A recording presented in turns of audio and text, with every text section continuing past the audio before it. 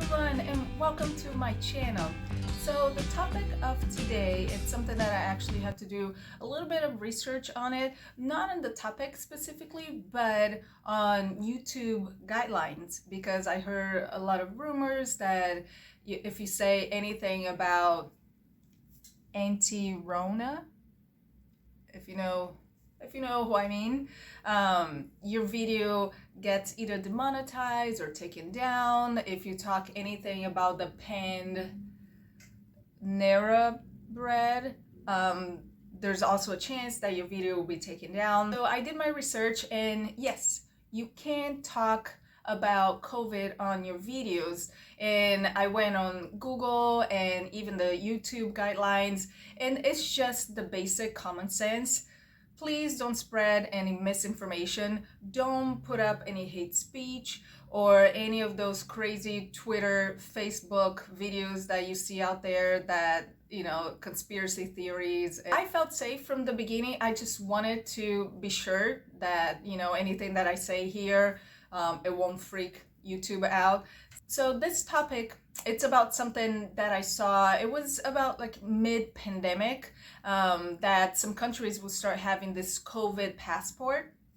So basically, for you to travel and get into a certain country, you will have to have on your passport a stamp, almost like a visa, that says that you were vaccinated and then you're safe, you can get in.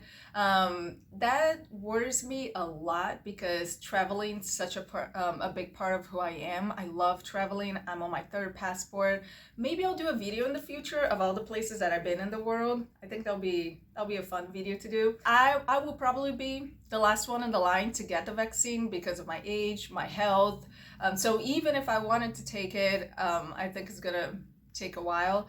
So that worries me because I am itching to travel, and not travel just to Mexico or within the US, but I want to travel because they say it would either be on your passport or it will be like an app on your phone that you just, you pull up the app and it has all your information, and then it says if you were vaccinated, if you had a double shot. So we'll see if that happens because, countries have the right to say, hey, we don't want anyone coming here if we don't feel that you're not healthy and safe. They already do that with some diseases like malaria, I think yellow fever, that you have to take the shots to get in the country. I remember we were traveling, I was with a dance company and we were traveling, can't remember if it was like Malaysia or it was more like Southeast Asia, and then we had to go to Thailand and Bali. But all the girls were passing security. I get stopped, and then they take me to this little infirmary in the airport, like a little room, like an infirmary with the Red Cross and everything. And I had to fill out this piece of paper, like just a little piece of paper that said, have you thrown up in the last 7 days? Yes or no. Have you had headaches in the last 7 days? Yes or no. Have you had a fever in the last 7 days? So I fill it up, gave it to them, and they're like, okay, go ahead.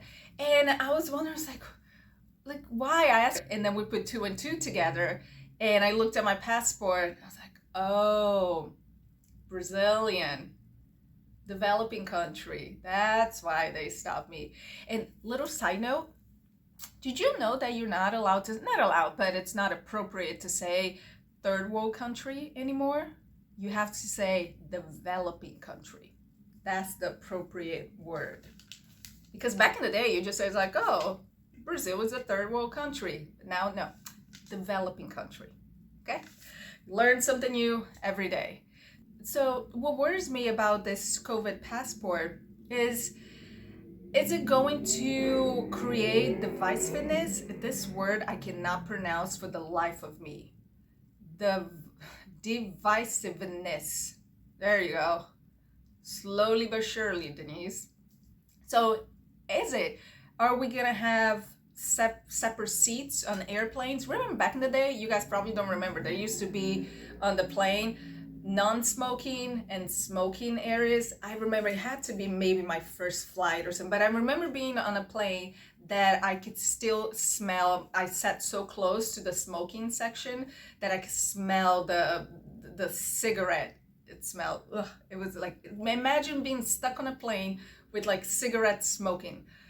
Whew, those days are gone. And then restaurants, they're like private companies. So you go to a restaurant, you tell the hostess you have a reservation, and then she says, where is your COVID passport? Or where is your COVID app that, have you been vaccinated? And then you said like, no, I haven't. And they're like, you can't dine in here. Sorry. Next. So restaurants are going to be no shoes, no shirt, no vaccine, no service. And I love going out to eat. I love trying new restaurants. So if I haven't gotten the vaccine, does that mean that I can't go out and eat? So what do you think? Do you have any trips planned in the future? Are you delaying your trips because of this Panera? And are you worried that you won't be able to travel if you don't get the vaccine? Because I'm a little bit worried.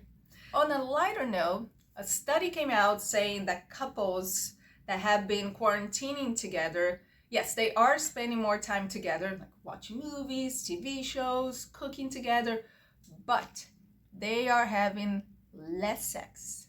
Yeah, there's no getting it on during quarantine. I called this from the beginning because everyone's saying, oh, people are gonna be shagging left and right. There's gonna be all this quarantine babies coming at the end of the year. And I said, no. No.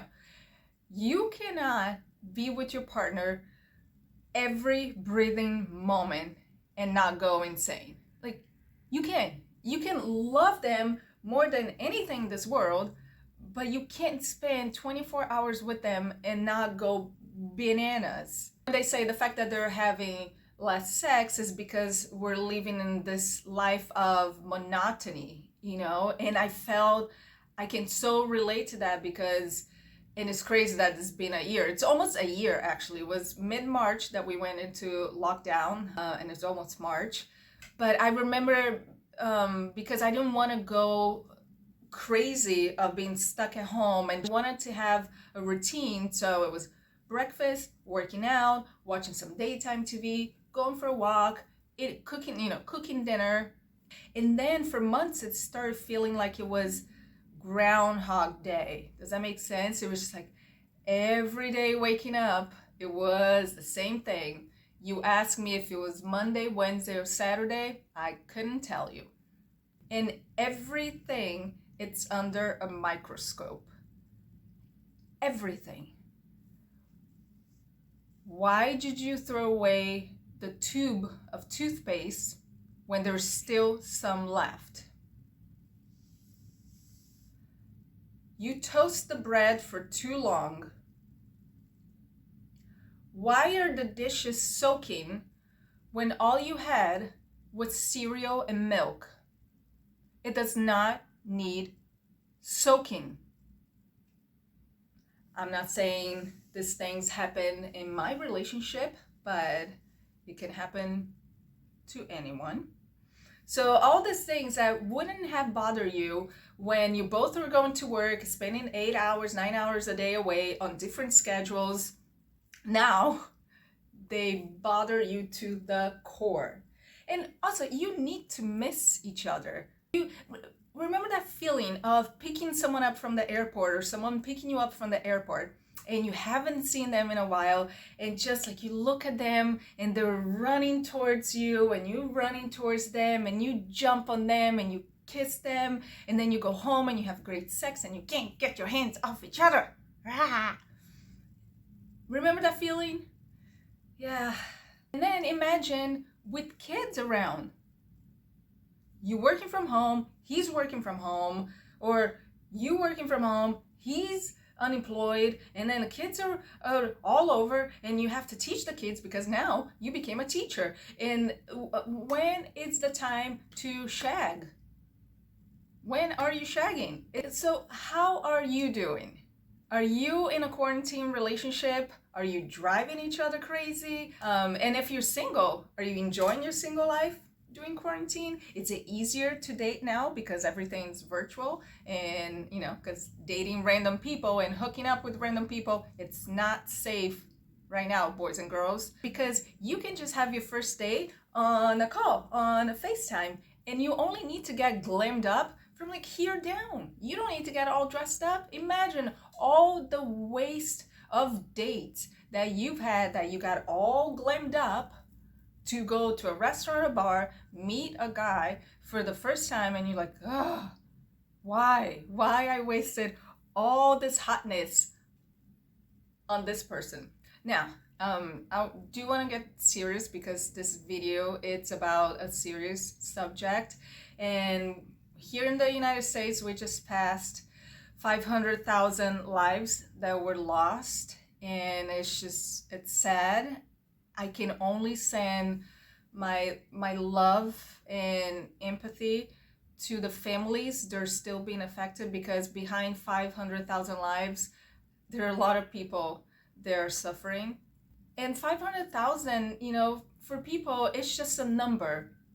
You can tell them that we lost more people during this pandemic than World War I, II, and Vietnam combined, and it won't matter to them because they haven't been personally affected.